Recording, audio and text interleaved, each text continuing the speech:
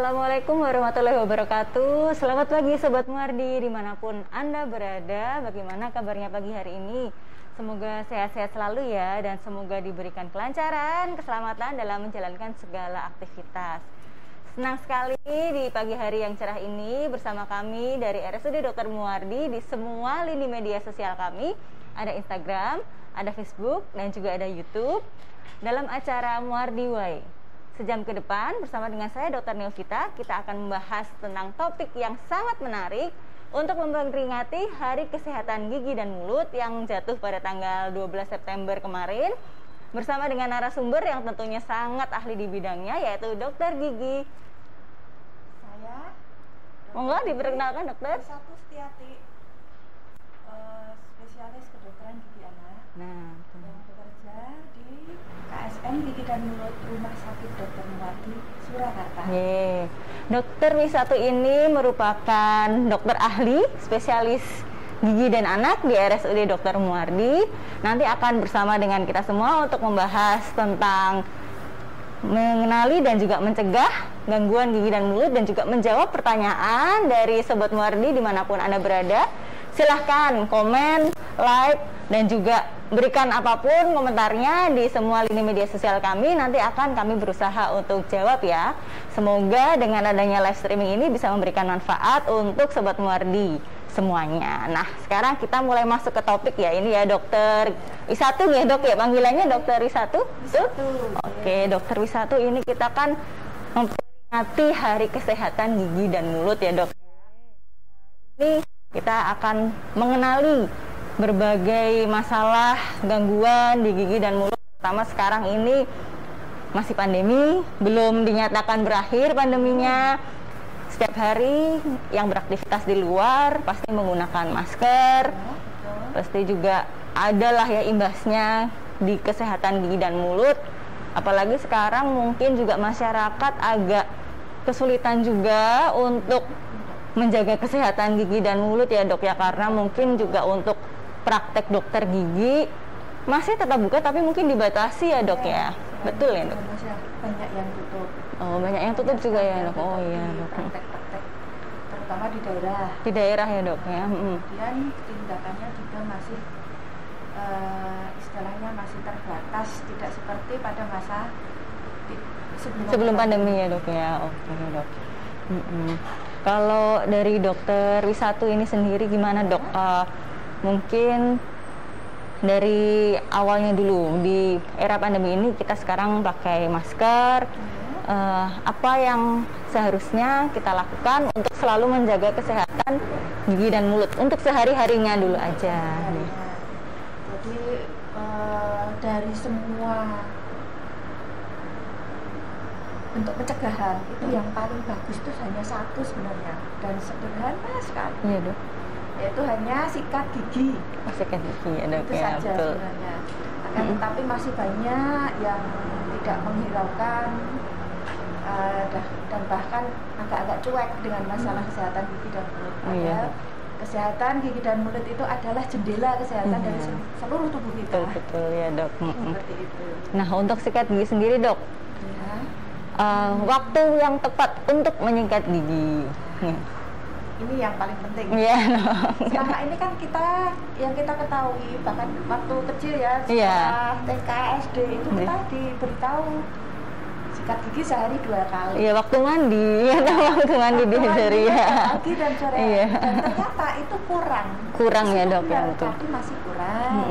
Jadi sebaiknya kita menyikat gigi setelah makan. Setelah makan. Betul. Dan sebelum tidur, ataupun setelah minum manis. Setelah semua minum makanan minuman yang ada rasanya, ada kadar gulanya gitu ya, itu harus sikat gigi. Kemudian sebelum tidur itu juga sikat gigi. Sebaiknya mensikat gigi ya dok ya, jadi tidak misalnya dalam satu hari mau sikat gigi berapa kali pun boleh, nggak masalah ya dok ya. Dan itu memang harus dibiasakan ya, dijadikan habit, terutama untuk anak-anak ya dok. Betul. Ya. Mulai dari awal para orang tua harus membiasakan, bahkan dari bayi. Dari bayi ya. Bayi yang sudah mulai memakan makanan MPASI ya. Sudah mulai diajari. Nah, bagaimana kalau cara menyikat gigi anak ya. bayi? itu mudah saja. Iya dok. Handuk waslap. Oh waslap ya. Yang sering ada di rumah kan itu. Ada di rumah ya. Waslap. Itu dibasahi dengan air hangat. Air hangat. Itu dilapkan ke seluruh permukaan giginya ya dok. Oh ya. baik. Kadang ada yang bentuknya masuk ke jari itu dok. Ada untuk baby ya. juga ya, silikon baby Nah, untuk toothbrushnya. Kalau masih bayi biasanya orang tuanya masih takut. Oh iya iya dok. Iya dok, saya juga dulu takut sih dok. Tapi memang sekarang kan sudah banyak produk sikat gigi anak, bahkan di bawah 2 tahun yang menyesuaikan bulunya halus, kecil seperti itu ya doknya. Kalau sekarang memang sudah banyak produk-produk seperti itu. Oh iya ya dok. Jadi yang perlu diperhatikan pada pemilihan sikat gigi, terutama yang pada anak, itu ujung akar dari sikat gigi itu kecil atau enggak, bisa mencapai belakang enggak? Ke belakang ya dok. Kemudian pegangannya, kalau si anak sudah bisa megang, itu kita milih pegangan mana yang paling nyaman dipegang si anak. Walaupun itu dibantu dengan tangannya orang tua. Iya betul dok. Kemudian selain lurus, kan lebih enak kalau lurus. Iya lurus. Ada yang bengkok 3 sudut itu ada. Kurang nyaman. Kurang nyaman untuk anak-anak juga ya. Yang lurus. Bahkan untuk anak-anak yang ABK, dan khusus, itu nanti bisa dibuatkan yang khusus buat anak-anak itu. Oh ada bisa. Oh iya sikat dok. gigi biasa seperti itu. Nanti dicetakkan tangannya anaknya sesuai anaknya biar dia nyaman. Nanti diajari pelan-pelan sikat gigi. Oh iya dok. Ya di custom gitu ya dok ya, khusus untuk kebutuhan anak tersebut ya dok ya. Nah ini dokter Risatu mungkin ada poin-poin atau materi yang ingin disampaikan dok, boleh dok, monggo. Kita buka ya untuk materi mengenai kenali dan cegah gangguan pada gigi dan mulut. Monggo dokter.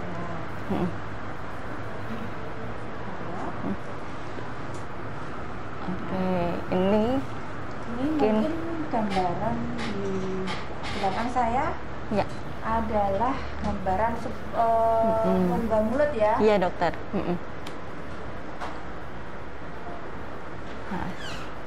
Mohon ditunggu dulu ya, ini sedang ada masalah teknis sedikit. Sambil menunggu diperbaiki ini dok, sambung yang tadi. Untuk anak-anak itu pada umur berapa dok kita perlu mulai mengajarkan dengan pasta gigi? Karena sebagai orang tua pasti khawatir jika tertelan. Kalau anak-anaknya masih yang di bawah 2 tahun. Saya pernah baca juga ada beberapa jenis pasta gigi ya dok yang misalnya tertelan pun relatif aman kayak gitu. Tapi sebenarnya bagaimana dok kalau tentang hal tersebut dok? Kalau pasta gigi untuk anak-anak itu memang relatif aman. Relatif aman ya.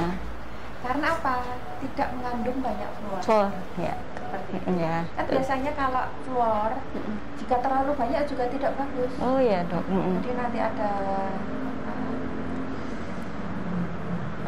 penumpukan fluor di gigi yang penggantinya seperti ini. Fluorosis.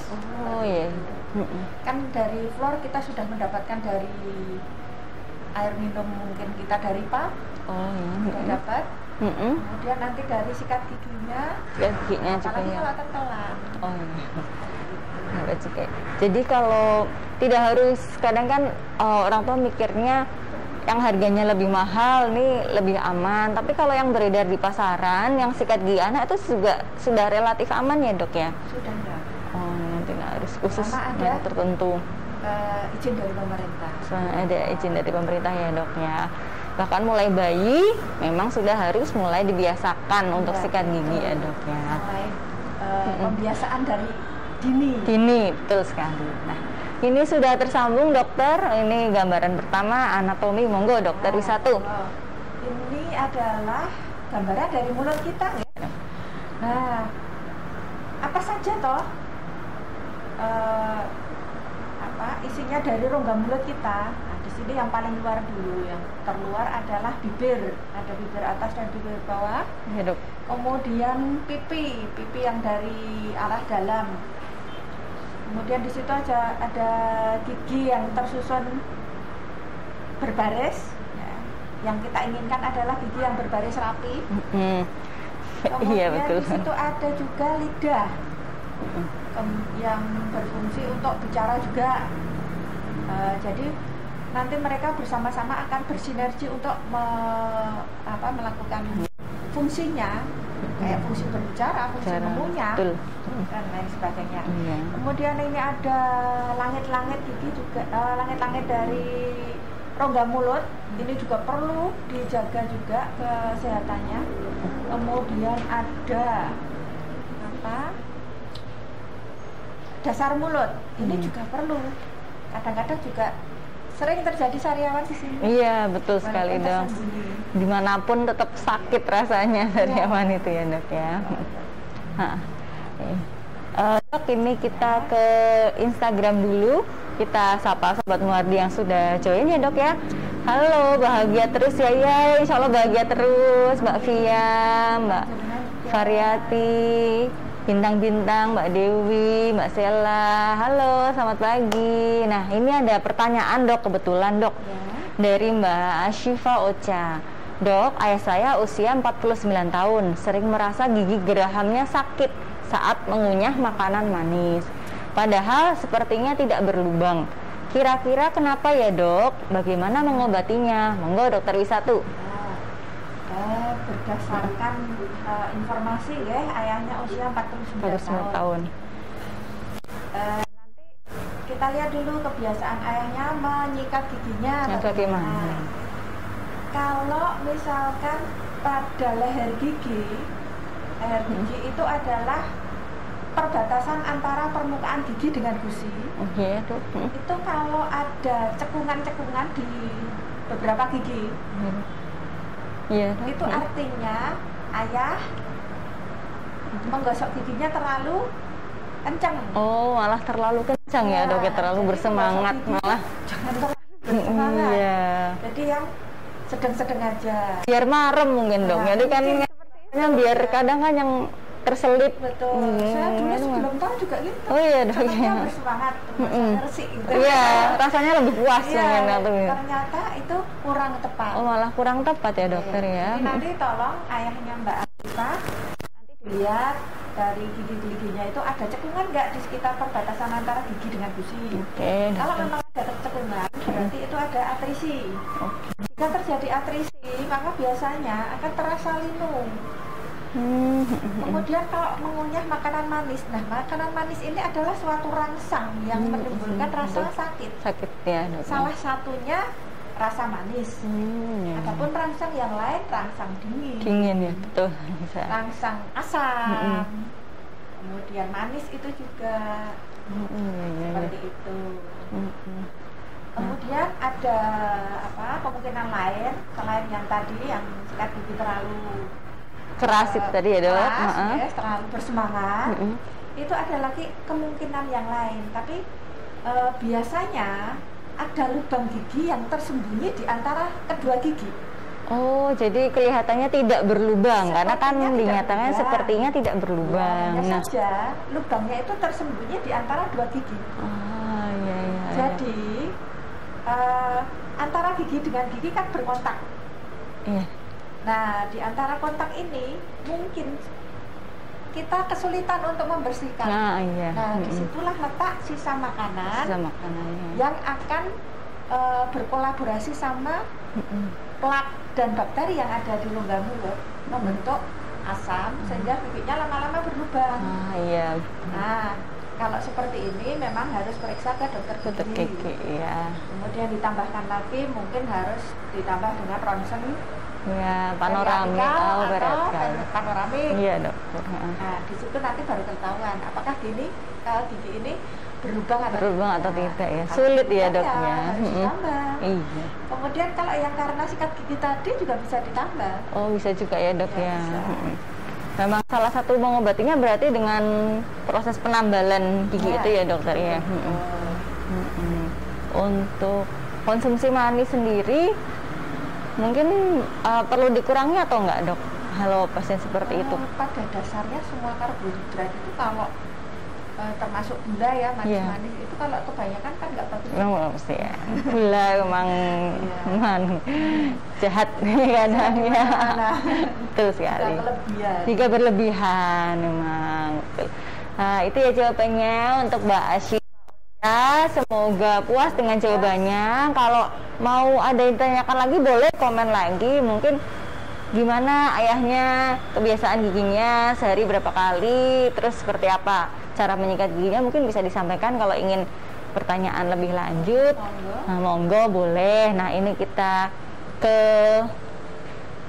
Instagram lagi ya. Ini ya ada pertanyaan dari Mbak Nur Fairul. Dok, mau tanya gimana caranya mencegah gigi double dan apakah ada penyebabnya? Terima kasih dok. Gigi double. Gingsul itu maksudnya apa ya mungkin dok? Atau maksudnya gingsul nggak? Mungkin maksudnya double itu gingsul mungkin dok. Saya masih kurang paham ini istilah double. Iya mungkin. Saya juga baru dengar ini. Mungkin maksudnya gingsul dok. Kalau ya. Kalau masalah pada anak-anak mungkin ya. Atau mungkin baru tumbuh kan mencegah gigi double. Oh iya dong ya. Oke, kalau mencegah gigi double itu mulai dari anak-anak. Iya. Itu sudah mulai diperkenalkan ke dokter gigi. Mulai dari umur 1 tahun pun sekarang udah banyak loh yang. Oh iya.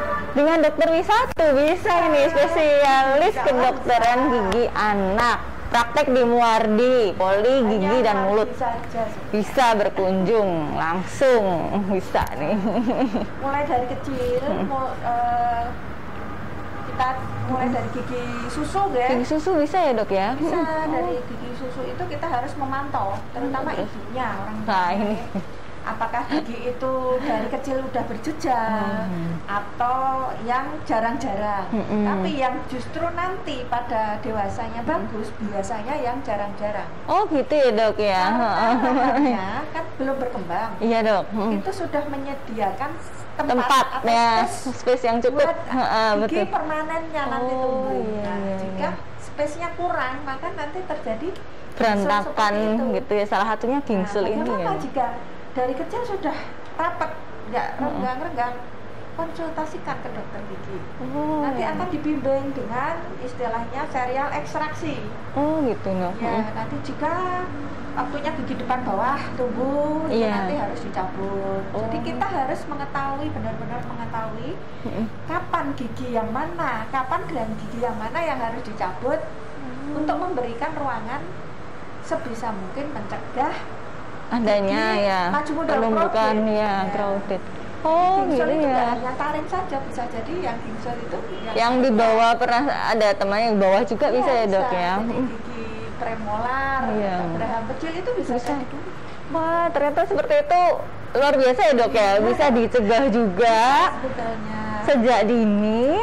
Wow bagus ya. Wah ini saya juga ilmu baru dok. Anak-anak saya juga karena memang agak-agak takut juga pasti kan dibawa ke dokter. Wih, bagus juga untuk kedepannya ya dok ya. Jadi kan salah satunya kalau estetik juga tentunya untuk gigi permanennya. Kalau gigi rapi itu juga menguntungkan bagi kita. Karena apa?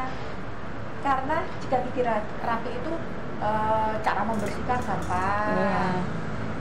Insya Allah tidak ada karang giginya. Ya, karang giginya betul sekali. Nah, jika tirik-tirik sehat, bersih ya, semuanya akan sehat. Iya, cara mengunyahnya bagus. Iya.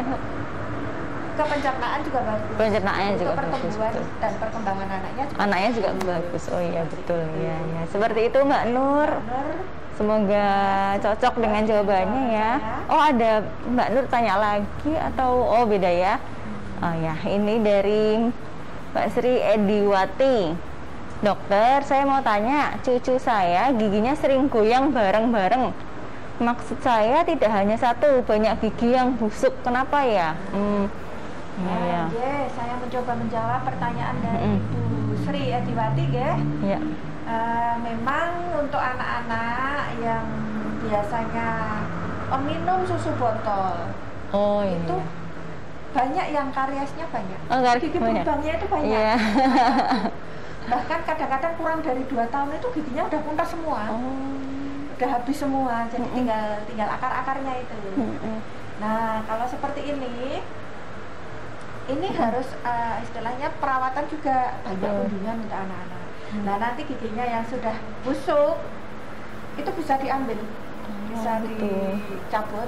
Tentunya kita harus menyesuaikan waktunya, umurnya ya, waktu usia. Kapan tumbuh disesuaikan dengan waktu tumbuhnya gigi itu. Masing-masing gigi beda. Waktunya beda. Nah, kalau giginya sudah dicabut, lah nanti ompong, Dok. Nah, ternyata anak-anak itu juga bisa dibikinkan gigi palsu. Oh, bisa juga, Dok. Oh ya. Tapi istilahnya bukan gigi palsu kalau di anak-anak. Apa, Dok? Istilahnya nanti space maintainer. Oh, space maintainer. Jadi untuk maintain sebelum gigi permanennya tumbuh gitu ya, Dok? Itu fungsinya bagus lagi. Oh, cuma menggantikan aja. Yeah. Jadi ketika gigi dicabut awal sebelum waktunya, itu harus ada yang mempertahankan lengkung rahang. Itu kan kalau banyak yang busuk berarti kan misalnya ada 3 gigi yang diambil, yang dicabut ya. Nanti untuk mempertahankan lengkung giginya itu harus diberikan space maintainer itu tadi, seperti gigi palsu. Oh, iya. Nah, jika tidak diberikan space maintainer, maka perkembangan rahangnya itu tidak akan sebagus yang normal. Bahkan bisa malah menciut ya, Dok. Ya, berarti selain estetiknya kurang bagus karena ompong, juga nanti mempengaruhi pada saat gigi permanen akan tumbuh karena space-nya mungkin mengecil ya, Dok ya. Iya, beda dengan dalam kondisi normal. Normal ya, betul. Kemudian kalau memang dari anak-anak bayi, anak-anak itu lengkung rahangnya kurang, itu kita bisa memberikan alat namanya space regainer. Oh, ada lagi space regainer ya, Dok ya. Itu gejalanya giginya besok mau maju mundur, krodit. Nanti dibikinkan space regainer untuk mencarikan ruang agar gigi permanennya besok akan tumbuh dengan rapi ya, berarti ya, seperti itu kerjaannya dokter gigi anak seperti nah itu. Ini pas banget dengan dokter gigi W1 karena memang anak-anak tuh ternyata problemnya tuh banyak ya kan. Kita ilmu kedokteran berkembang terus, kita juga sekarang informasi semakin banyak, jadi orang tua juga makin aware dengan kesehatan gigi anak. Mikirnya kan dulu ke dokter gigi pasti saat udah dewasa gigi anak misalnya goyang ya dibiarkan saja, ternyata itu berpengaruh juga untuk kedepannya ya, Dok ya. Nah, ini benar-benar bagus banget ini ilmunya. Mungkin para orang tua yang ingin bertanya-tanya tentang gigi anaknya yang bermasalah, boleh banget Sobat Muardi, silahkan ketik komennya, ketik pertanyaannya, kami akan berusaha menjawab bersama dengan dokter gigi W1. Nah, sekarang kita balik lagi ke Instagram. Ada pertanyaan dari Mbak Vela Adriana 13. Dok, kapan kita perlu scaling gigi ya? Apakah scaling hanya diperlukan saat sudah tampak karang giginya, Dok? Scaling. Nah, saya mencoba menjawab pertanyaan Mbak Vela Adriana ya. Mungkin setiap individu itu beda-beda waktunya untuk scaling. Ya, Dok. Ada yang 3 bulan itu harus scaling karena memang dia potensi untuk membentak karang gigi. Dan hal ini dipengaruhi oleh banyak faktor. Oh iya. Mungkin dia hidup di lingkungan yang airnya mengandung kalsium tinggi. Kemudian mungkin si individu itu mempunyai kebiasaan tidak makan sayur dan buah. Jadi hanya makanan manis-manis, goreng-goreng ya, garingan gitu ya bahasa. Nggak ada sayur, nggak ada buah. Kemudian ada faktor kekentalan dari air liurnya, jika kental kurang minum itu juga nanti pengaruh ya, Dok ya. Karang gigi. Karena air liur itu selain untuk faktor pencernaan, dia juga berfungsi untuk self cleansing. Dia akan membersihkan ya kotoran-kotoran untuk semakin bersih. Kemudian ada lagi faktor yang tadi gigi berjejal. Nah, jika gigi berjejal, maka pembersihannya juga tambah sulit. Dan itu akan menambahkan kita lebih sulit lagi untuk membersihkan. Kalau secara rata-rata, secara pada umumnya itu Kita scaling 6 bulan sekali.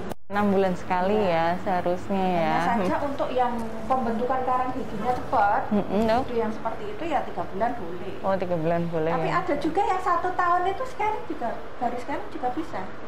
Tapi masih aman-aman aja. Setahun sekali enggak. Oh iya. Karena memang enggak tumbuh. Oh iya ya. Memang sifatnya lebih ke individual, mungkin habit juga pengaruh ya dok, habit makanan, jenis makanan yang dikonsumsi, kebiasaan dan memang sifat pribadinya ya, mungkin air liurnya tadi seperti yang disebutkan itu semuanya pengaruh. Mungkin rata-rata 6 bulan gitu ya dok ya. Air liur mungkin juga dipengaruhi dari faktor sistemik juga, mungkin ya, ada penyakit yang menyertainya atau enggak. Atau kalau memang tidak ada penyakit penyertainya, mungkin dalam kesehariannya dia kurang minum. Ya. Kurang cairan. Minum air putih itu bagus sekali ya. Oh iya, ternyata nggak cuma buat organ dalam tapi juga tentang gigi mulut juga sangat bagus ya. Gitu ya Mbak Vela ya, semoga menjawab. Memang rata-rata 6 bulan untuk scaling gigi. Sekarang ada pertanyaan lagi dari Mbak Melani Siregar. Pagi dok, gigi bungsu saya baru keluar setelah usia 25 tahun dan sakit sekali. Apakah tidak apa-apa jika dicabut? Seberapa penting peran gigi bungsu? Ya, molar 3 ini ya dok ya. Mbak Melani Siregar, saya mencoba menjawab ya. Ini mungkin namanya molar ketiga nih. Iya, molar ketiga ini. Gigi bijaksana. Iya. Wisdom teeth. Kalau gigi bungsu itu gigi susu. Gigi bungsu gigi susu ya sebenarnya ya bahasanya. Kalau ini memang untuk usia tumbuh gigi wisdom teeth, gigi yang paling belakang, gigi ke-8 itu antara umur 18 sampai 25 tahun. Akan tetapi juga ada individu yang dia itu tumbuh umur 40 tahun baru tumbuh juga ada. Enak ya. Dan jika tempat untuk tumbuhnya kurang, maka biasanya dia akan rusak komposisi gitu kan. Bisa tumbuhnya ke atas, atau miring. Seperti itu. Kemudian itu rasa sakitnya itu bisa ditimbulkan karena yang pertama mungkin kalau gigi tumbuh itu kan ada radang. Nah, proses radangnya itu juga karena kurang tepat, dia akan nyundul terus. Oh, nyundul gigi lainnya itu ya dok ya. Akan terasa sakit terus. Nah, itu nanti bisa dilakukan kalau hanya miring tapi tidak ditutupi tulang keras atau terpendam, itu bisa dilakukan operculektomi. Akan tetapi kalau terpendam bisa dilakukan bedah mulut gitu ya dok ya. Odontektomi ya, ekstraksi ya. Itu nanti bisa dilakukan sama dokter Eva. Iya, dokter Eva. Umurnya sudah 25 tahun, sudah bukan pasien saya lagi. Oh iya, sudah dewasa. Ya, 16. Kemudian ada kemungkinan kedua, kemungkinan dari gigi yang tumbuh itu yang berdekatan dengan gigi yang depannya. Iya dok. Itu biasanya bolong, ada lubangnya. Ada lubang yang seperti yang tadi ya, tidak diketahui karena tidak posisinya sulit ya dok ya. Seperti itu. Nah mungkin kalau tidak karena faktor tumbuh, radang karena tumbuh, juga faktor giginya yang berlubang ya. Itu seperti itu. Jika dicabut itu tidak apa-apa. Tidak apa-apa. Justru kalau mengganggu itu malah harus dicabut karena biasanya kalau yang sering mengganggu itu mengganggu ke leher. Ya, ada kencang sama punggung ini kencang. Ada limfonodi juga dok, yang saya dulu itu. Karena besaran limfonodi. Menekan syaraf mandibularis. Oh, mandibular, betul. Berarti nyeri biasanya nyeri di sini ya. Saya dulu juga dicabut dok, karena keluhannya jadi nyeri di sekitar mandibula, kadang jadi seperti infeksi karena kan pembesaran kelenjar limfonodi. Ya, ada yang abses gitu ya dok ya, betul. Dan saya sendiri juga mengalami sakit. Oh iya dok, ya sakit juga. Tapi karena saya dulu masih mahasiswa di kedokteran gigi, maka ya sudah saya ngadep sama dosen saya, dok saya minta nyelon dicabutkan. Wah ya, bisa lokal ya dok ya, lokal anestesi. Tidak mau dibayar. Wah alhamdulillah itu rezeki dok. Berarti ini ya Mbak Melani ya, boleh kalau mau dicabut boleh, kalau memang dirasa mengganggu sampai menimbulkan masalah memang sebaiknya dicabut ya, diambil saja Mbak Melani. Begitu. Nanti kalau di Rumah Sakit Dr. Muardi bisa dengan dokter gigi Eva, spesialis bedah mulut ya dok ya. Untuk bedah mulutnya nanti bisa langsung datang aja ke Poli Gigi dan Mulut. Nah, siapa lagi Sobat Muardi ini, ada Mas Ragil, Mbak Ita, Mbak Neni, Mbak Maitia, Pak Toto. Dok, kapan ada program pergantian gigi gratis? Penggantian gigi gratis. Wah, Pak Toto ini kita bicarakan dulu ya ini ya, sama bagian apa ini dok kalau ganti gigi? Prosto ya, betul ya, nanti dengan dokter Eva. Yeah. Nah, ini ada pertanyaan lagi dok dari Mbak Pramita Susanti 88. Dok, keluarga kami ada keturunan gigi tonggos. Bagaimana mencegah supaya anak saya tidak tonggos, atau bila terlanjur apakah bisa diperbaiki? Silahkan dok. Nah, baik, itu Pramita Susanti ya. Nah, seperti yang telah saya kemukakan tadi. Jadi misalkan ada faktor keturunan giginya tonggos atau kalau dalam istilah yang protrusif. Protrusif itu selalu yang atas atau bisa juga yang bawah dok? Kalau biasanya seringnya kan yang atas ya dok ya. Kalau dari faktor keturunan itu memang paling besar berperan ya dok, memang iya itu yang paling besar dari faktor keturunan. Nah setelah misalnya dari faktor keturunan nggak ada, ternyata anaknya ketonggos, itu faktor lingkungan, kebiasaan buruk. Ngedot itu ya dok? Ngedot bisa, enyot jempol bisa, yang enyot jempol terus bisa. Ada yang suka gigit-gigit bantal itu kayak bisa, kemudian bernafas lewat mulut, mungkin tidurnya. Yang ada yang dari faktor sistemik, misalnya yang adenoid ya, amandel ya, tubuhnya mesti mangap, miring, jadi ya seperti itu. Nah, kalau sudah terlanjur pasti bisa diperbaiki. Nah, caranya bagaimana? Caranya bisa memakai behel itu. Ortodontik, seperti ya. Behel. Dan ini yang baru yang terbaru ini seperti memakai alat yang seperti plastik bening itu. Orang-orang tahunya kan seperti plastik bening ya. Retainer bukan retainer. Bukan retainer ya dok ya. Jadi seperti retainer bening, hanya saja nanti setiap kurun waktu tertentu jika sudah tercapai itu nanti ganti lagi alatnya. Dan kekuatannya bagus dok. Kekuatannya harus terukur juga. Nanti nggak bisa sembarangan juga. Seperti memasang behel ya, misalnya saya agak melenceng. Nggak apa-apa dok, karena memang pertanyaannya. Sedikit ya. Misalnya pasang orto, memasang orto itu kalau di tempat yang tidak berkompeten itu mereka juga tidak tahu ilmunya. Dalam artian seberapa besar tenaganya, atau force yang harus dikenakan ke gigi. Kalau tidak tahu besarannya force yang dikenakan ke gigi, malah giginya bisa fatal semua. Banyak kasus setelah rusak baru datang ke dokter gigi. Karena memang itu mungkin karena ini Sobat Muardi yang di Instagram, misalnya ingin menggunakan alat ortodontik, behel, datang ke dokter gigi saja. Di Muardi ada dokter gigi Sandi ya, Sandi anak ya. Untuk anak-anak dengan dokter Wisatu juga bisa. Nah memang betul sekali yang disampaikan oleh dokter gigi Wisatu bahwa korban dari, mohon maaf ya, pemasangan behel yang abal-abal itu memang banyak sekali. Karena di Instagram mungkin bisa lihat Instagramnya korban tukang gigi ya, itu tuh itu memang malah justru mudaratnya jauh lebih banyak dok. Jadi yang benar-benar giginya sampai yang hancur, terus lepas satu persatu karena menggiurkan dan harganya murah, dipikirnya sama-sama kelihatan. Karena ini jadi model kan dok, jadi apa ya, fashion ya. Sekarang dok. Oh iya dok. Iya, karena apa? Karena kalau kelihatan mahal, nanti kan kelihatannya keren. Kelihatan beneran. Padahal asal dipasang aja ya dok ya.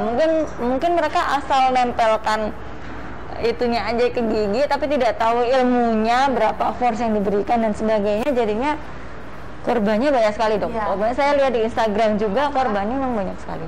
Seperti hiasan.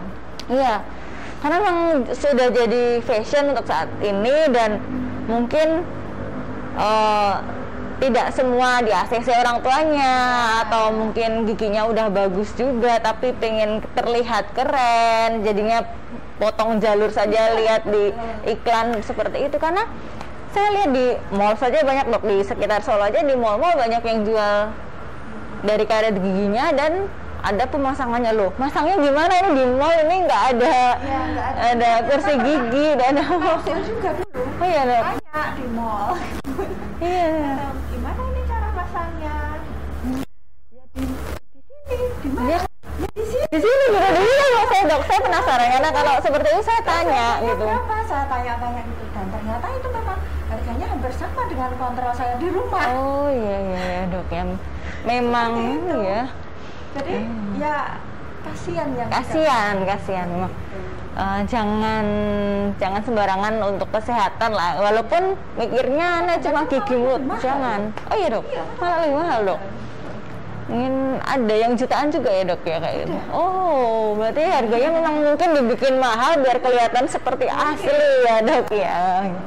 Nah, mungkin bisa ke dokter gigi. Kalau misalnya alat ortodontik tadi kan bisa ada yang behel, ada yang lain, segera dikonsultasikan saja untuk Mbak Pramita misalnya. Lebih baik. Lebih dini lebih Untuk, baik. upaya pencegahan kepada maloklusi yang masih Oh iya. masih awal, belum berlanjut seperti Iya, itu. betul sekali. Ya semoga Ibu Pramita puas dengan jawaban saya. Iya. Nanti kalau ada mau ditanyakan bisa telepon ke RSUD Dr. Muardi ya. Ini ada pertanyaan dari Mbak Ririsa 45.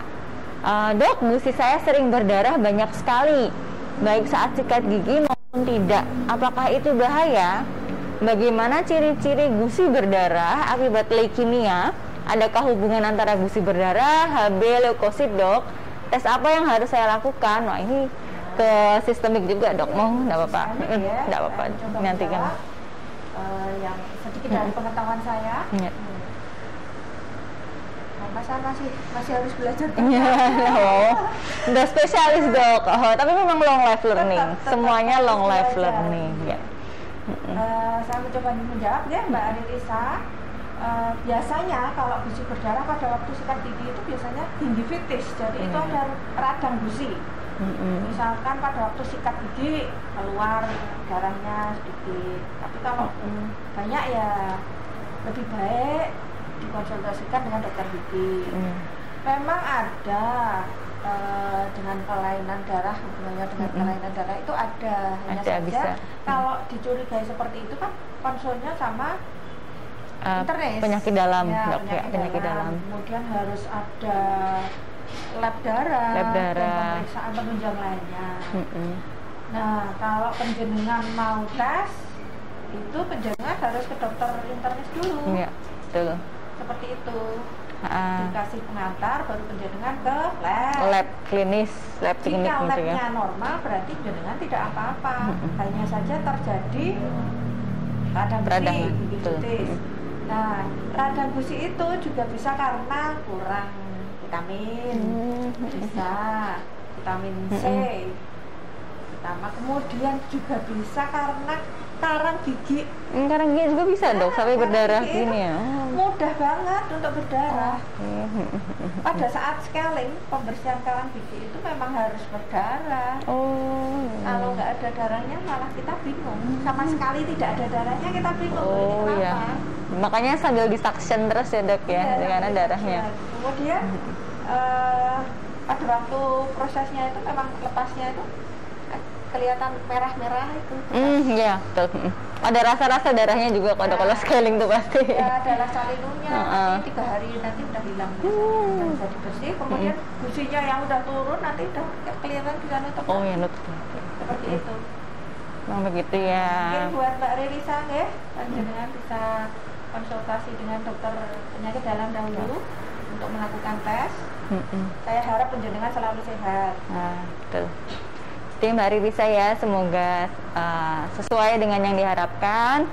Kalau untuk gigi berdarahnya banyaknya kan ini nggak tahu ya banyaknya seberapa, tapi dikatakan banyak sekali, mungkin bisa untuk masalah giginya periksa ke dokter gigi dulu dilihat. Nah untuk yang ditanyakan ciri-ciri leukemia memang tidak bisa hanya sekelebat kita lihat ini leukemia, memang harus ada pemeriksaan lebih lanjut. Kalau ingin ke spesialis memang betul ke spesialis penyakit dalam ya.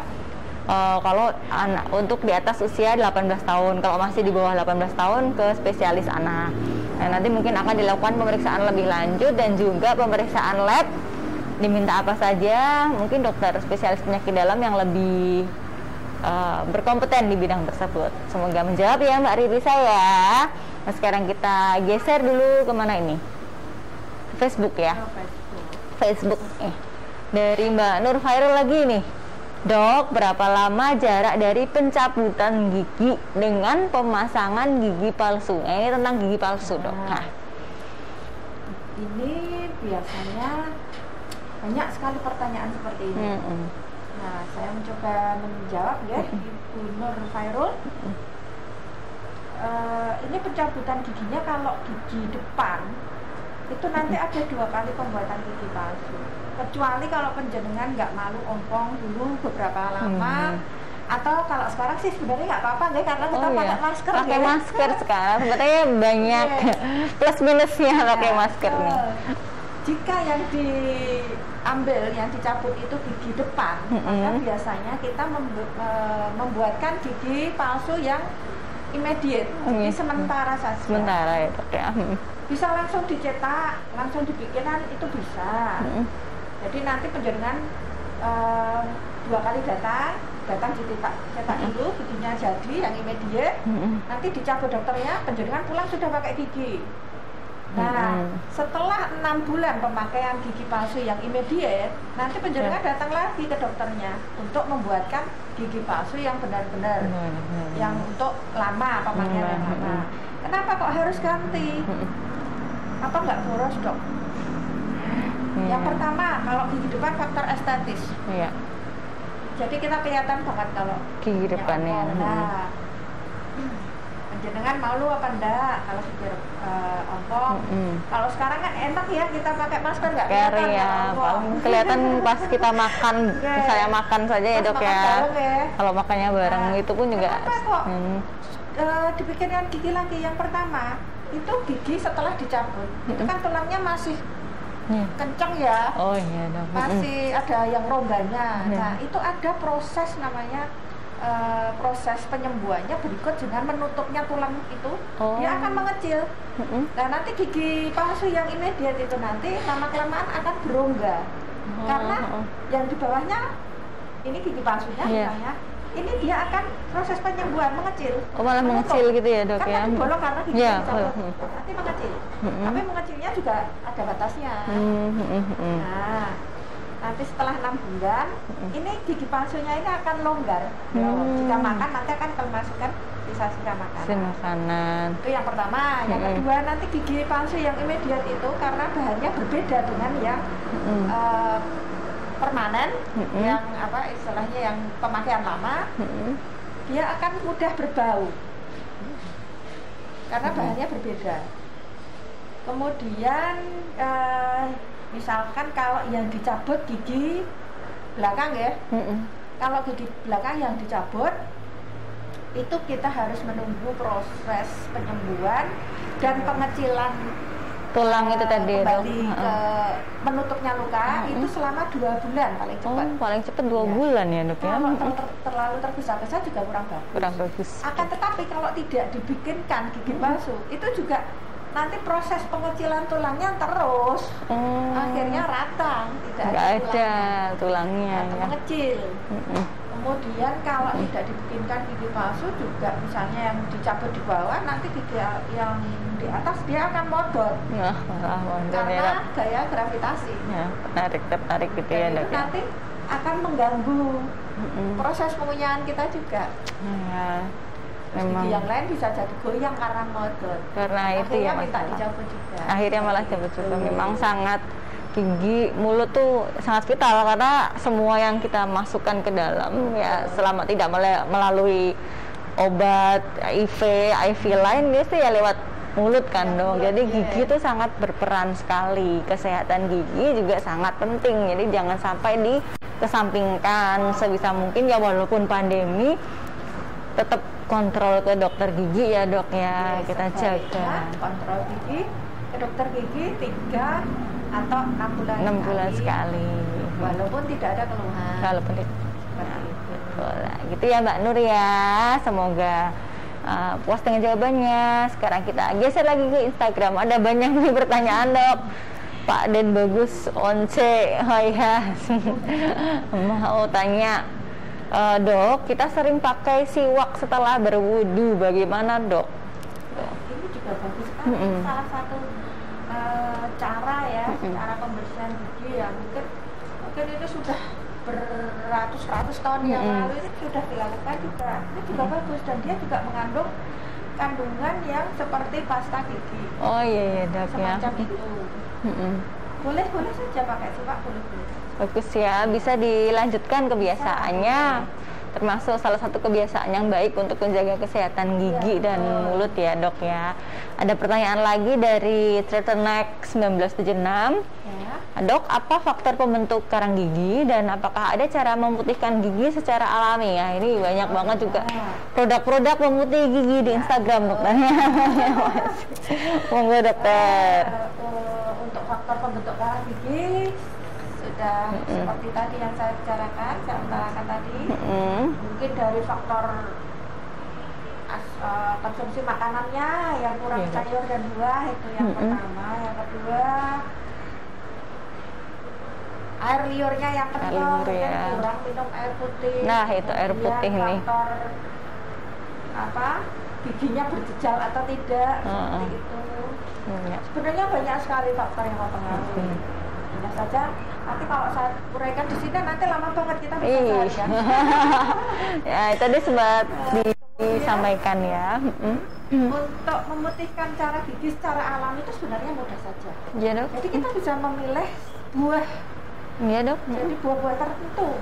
Oh gitu. Contohnya yang paling banyak kita temukan di Indonesia dan banyak kita ketemukan di pasar. Apa coba dok? Apa dok? Mudah banget. Strawberry ya. Atau apel. Itu mengandung zat-zat alami yang dia berfungsi untuk memutihkan gigi. Dan itu tidak berbahaya. Ya dok ya. Kalau itu semacam asal jangan ditambah gula. Iya. Dikonsumsi biasa aja ya dok ya. Ada memang kecilnya dikit tapi itu masih istilahnya normal aja. Nah ini nih bisa nih konsumsi apel atau stroberi. Boleh konsumsi. Boleh ya dok. Dan gulanya gula buah ini aman untuk gigi ya. Kalau untuk karena ini memutihkan dok, kalau untuk bleaching itu gimana dok? Kalau untuk bleaching itu kan faktor estetis ya. Iya, sama memutihkan juga ya dia ya dok ya. Memang ada memutihkan secara kimiawi ya. Iya kimiawi. Nah kalau bleaching itu memang ada suatu larutan kimiawi yang dioleskan, kemudian di perbatasan gusi jaringan lunak dengan karas itu kan bahan kimiawinya tidak boleh menyentuh bagian yang lunak. Oh iya. Pasti keras banget ya dok, rasanya. Iya. Ngilu nanti. Rontok apalagi. Oh iya. Nanti ada nekrosnya. Nekrosis. Ada putih-putihnya dan nanti malah sakit nanti. Jadi ketika pakai pemutih gigi ini harus diawasi oleh dokter juga. Tidak bisa serta-merta beli sendiri, kan sekarang banyak ya. Iya dok, memang karena sekarang tuh mudah di marketplace itu kita bisa beli macam-macam soalnya. Kalau tidak tahu caranya nanti yang kasihan pembelinya, saya malah kasihan yang beli. Nah itu nanti pakai bahan kimia diawasi oleh dokter dan nanti ada bariernya, istilahnya pagre biar nggak menyentuh gusi bibir seperti itu. Ya, betul, nah, nanti ada semacam penyinaran sekian detik. Oh iya. Setelah itu harus dibersihkan dan itu tidak boleh tertelan. Wah. Nah seperti Makanya ada caranya pakai suction, sedot seperti itu. Kalau pemakaian sendiri kan nggak mungkin. Nggak bisa suction sendiri. Nah itu memang harus tetap sesuai pengawasan dokter giginya ya dok ya. Itu tidak boleh terlalu sering juga. Ada waktu-waktu tertentu ya dok ya, batas waktu tertentu. Kalau saya biasanya kalau tidak untuk penting banget, saya biasanya nggak sarankan bleaching. Oke. Ya gitu. Nah ini mau nikah atau mau ada event yang harus tampil paripurna cantik gitu ya, mungkin bisa dipertimbangkan, tapi untuk terlalu sering atau hal-hal yang biasa mungkin tidak dulu ya dok ya. Nah itu ya untuk turtleneck. Sekarang kita ke Mas Joko 1973. Dok, saya perokok aktif dan setiap hari pasti minum 3 cangkir kopi hitam. Apakah flek di gigi bisa dihilangkan? Wah, perokok aktif minum kopi. Ya ini dok, monggo dok. Ya. Kita panggil Mas aja ya. Iya, Mas. 1973 ini. Umuran saya ini. Oh iya. Enggak. Saya 17 tahun. Seniornya jauh Mas Joko ini. Enggak, barengan kok Mas. Kalau penjenengan perokok aktif dan setiap hari minum kopi ya. Rokok itu kan mengeluarkan pewarnaan dari nikotinnya. Nikotin plak gitu ya. Makin hari tambah rokok dia akan numpuk. Oh stain nikotin. Kemudian kopi itu salah satu pewarnaan untuk gigi juga. Jadi dia akan semakin hari menumpuk dan akhirnya coklat kehitaman. Nah, kalau penjenengan mau ini namanya bukan flek, namanya stain ya. Nikotin stain. Beda lagi. Kalau flek itu mungkin di wajah kali ya. Iya. Untuk menghilangkan seperti ini bisa dilakukan dengan cara scaling tadi. Scaling yang tadi ya. Scaling. Jadi biasanya kalau perokok aktif itu biasanya banyak karang giginya juga, karena kondisi di dalam mulutnya biasanya basah. Kemudian selain karang giginya nanti dibersihkan dengan scaling, nanti ada polishing namanya. Polishing itu juga untuk membersihkan dari stain yang ada itu semuanya hilang. Jadi lebih putih lagi. Oh gitu. Nah, nanti kalau Mas Joko mau scaling, polishing itu nanti bisa minta gambar before after kalau pengen lihat bedanya. Ya. Terus sekarang rata-rata karena sudah media sosial, dok pasti banyak before afternya di praktek-praktek dokter giginya ya dok ya. Bisa banget Mas Joko. Bisa. Kalau mau scaling di rumah sakit Dokter Muardi bisa ya dok ya. Bisa pagi langsung daftar gitu bisa ya dok ya, pagi langsung daftar di poli. Kalau mau tindakan biasanya selama pandemi ini pakai antigen. Oh iya betul, karena masih di era pandemi, jangan lupa untuk pemeriksaan atau tindakan di dokter gigi memang beberapa disyaratkan dengan swab antigen ya. Itu bisa jadi untuk dipersiapkan terlebih dahulu. Kenapa dok kok pakai antigen?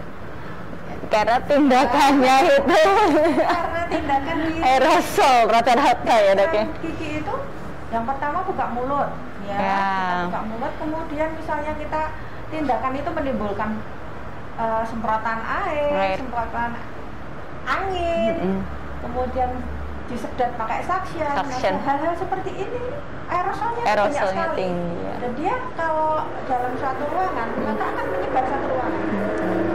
Maka dari itu kita biar sama-sama aman antara dokter dan pasien yang lain juga ya, untuk pasien 1, 2, 3, 4 ya.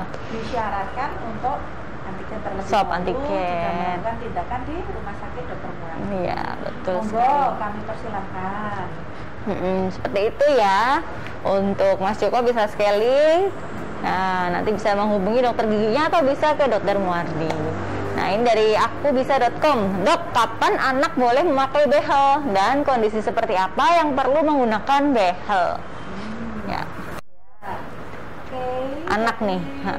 Ini anak-anak ya. Anak nih. Ya. Kadang-kadang ada juga yang masih anak-anak, giginya masih gigi susu, pengen pakai itu anaknya yang pengen atau orang tuanya yang pengen dong gitu? Ada dua-duanya. Oh, ada dua-duanya? Wah. Ada yang dua-duanya. Nah, kalau masih di gigi susu, gigi susu itu mutlak tidak boleh. Nggak boleh pakai behel. Gigi susu jangan, tidak boleh ya. Periode gigi bercampur antara gigi susu dengan gigi permanen itu memang ada yang sudah boleh. Oh, ada itu. Nah, untuk menentukan apakah ini sudah boleh dilakukan perawatan behel, itu dokter harus mendiagnosa terlebih dahulu dengan pemeriksaan penunjang seperti ronsen, ronsen panoramik, ronsen sefalometri, ya betul. Bisa juga ronsen ini pertumbuhan servikal, bukan? Iya, oh betul, servikal juga ya dok. Ya, nanti kan bisa diramalkan, nanti usia sekian, pertambahan rahangnya sekian. Bisa diramalkan seperti itu. Kemudian kalau giginya itu masih gigi yang muda, dia akarnya belum terbentuk sempurna, itu juga belum boleh pakai behel. Jadi untuk mengetahui hal ini tetap harus pakai ronsen. Ronsen ya. Nah, mungkin seperti itu. Yang bisa saya informasikan. Kalau mau ngobrol banyak lagi boleh datang sini. Bisa datang ke sini nanti untuk dokter gigi anak bisa dengan dokter Wisatu. Seperti itu ya, akubisa.com. Nah ini Indung Endang ya, kirim jempol lagi. Terima kasih. Terus ini kita masih waktunya tinggal 5 menit dok. Masih ada beberapa pertanyaan kita coba jawab. Yang Mas Den bagus sudah ya. Yang sekarang Diego Frogs. Pagi Bu Dokter, maaf mau nanya, kalau gigi geraham ada yang kroa atau bolong tapi tidak sakit, bagaimana solusi terbaiknya? Solusi terbaiknya sebelum sakit, sebelum bolongnya lebih gede, lebih baik giginya ditambal terlebih dahulu. Pencegahan lebih baik daripada pengobatan. Ya dok. Tetap seperti itu Mas. Seperti itu ya Mas Diego Frog, bisa diperiksakan, kalau perlu ditambal mungkin bisa ditambal. Oke, untuk Mbak Sela Nuria sekarang, dok, mohon tipsnya untuk menjaga kesehatan gigi dan mulut anak. Terima kasih. Mbak Sela Nuria, dok. Oh iya. Mohon tipsnya untuk menjaga kesehatan gigi dan mulut anak. Ya. Oke. Mungkin Mbak Sela ya, mungkin putranya masih kecil-kecil ya. Nah, penjelasan bisa mengajari anak untuk sergap sikat gigi, rajin sikat gigi. Nah, bagaimana caranya biar anak-anak itu tertarik untuk gosok gigi? Kita bisa tell, show, do kalau sama anak-anak. Jadi kita memberitahu anak-anak. Jadi nanti kerjasama dengan orang tuanya, nanti dokternya ngasih tahu, oh caranya seperti ini. Anak diajak bercanda, dulu. Jika anak sudah menganggap kita seperti teman. Kooperatif sekali. Nah, di rumah nanti ibu ngajak sikat giginya dengan cara bercanda, bareng-bareng ibunya sikat giginya dengan depan kaca nyanyi-nyanyi. Ya. Seperti itu. Dibuat ini suatu kebiasaan yang menarik. Brush your teeth gitu. Jadi bukan suatu kebiasaan yang menyiksa ya. Kalau dulu kan anak-anak sering dipaksa sampai nangis-nangis sekarang. Kalau sekarang, nah kita pinter-pinternya ibu. Bagaimana caranya seperti ini menarik bagi anak? Iya, seperti itu ya Mbak Sela. Seperti itu Mbak Sela. Tell, show, do, bisa banget nih. Memberitahu, memperlihatkan, do, melakukan bersama ya. Memang anak-anak harus perlakuannya memang harus beda gitu ya. Bisa ke dokter Wisatu nih, pas banget narasumbernya karena banyak banget pertanyaan tentang anak. Nah ini untuk pertanyaan yang lain nih tentang karang gigi dan gigi menguning tadi sudah sempat ada jawabannya ya dok ya. Karang gigi kan sama dengan cara kebiasaan yang baik, konsumsi makanan yang baik. Untuk gigi yang menguning tadi bisa dengan scaling tadi ya dok ya, polishing tadi juga sudah disampaikan. Nah dokter, tidak terasa kita sudah live streaming selama 1 jam, bahkan materinya tidak sempat disampaikan, tapi pertanyaannya luar biasa, banyak sekali. Terima kasih Sobat Muardi atas atensinya, atas komennya. Hasil rekaman live streaming kali ini pun bisa dilihat kembali di Facebook dan juga YouTube dan juga Instagram di IGTV-nya RSUD Dr. Muardi. Nah, jangan lupa untuk like, subscribe, follow ya, dan juga share di semua akun media sosialnya RSUD Dr. Muardi. Nah, terakhir Dokter Wisatu, monggo ini closing statementnya dalam rangka memperingati Hari Kesehatan Gigi Nasional dengan topik kenali dan cegah gangguan gigi dan mulut. Monggo dokter. Kesehatan yang ada di dalam mulut, rongga mulut kita adalah jendela dari kesehatan keseluruhan dari tubuh kita. Untuk itu harus kita jaga, harus kita cegah untuk keadaan sakit. Dan jangan lupa kontrol ke dokter gigi 6 bulan sekali, walaupun tidak ada keluhan. Nanti bisa ketemu sama kami tim dokter gigi KSM Gigi dan Mulut Rumah Sakit Dr. Muardi Surakarta. Iya, seperti itu ya Sobat Muardi. Terima kasih Dokter Gigi Wisatu, spesialis kedokteran gigi anak. Terima kasih banyak, ilmunya sangat banyak sekali. Saya senang sekali, mohon maaf jika ada salah dari kami, dari tim. Terima kasih Sobat Muardi atas atensinya, pertanyaannya. Semoga bermanfaat untuk Sobat Muardi dimanapun Anda berada. Jangan lupa untuk join selalu di live streamingnya Muardi di waktu-waktu ke depan. Oke, terima kasih. Wassalamualaikum warahmatullahi wabarakatuh. Sampai jumpa.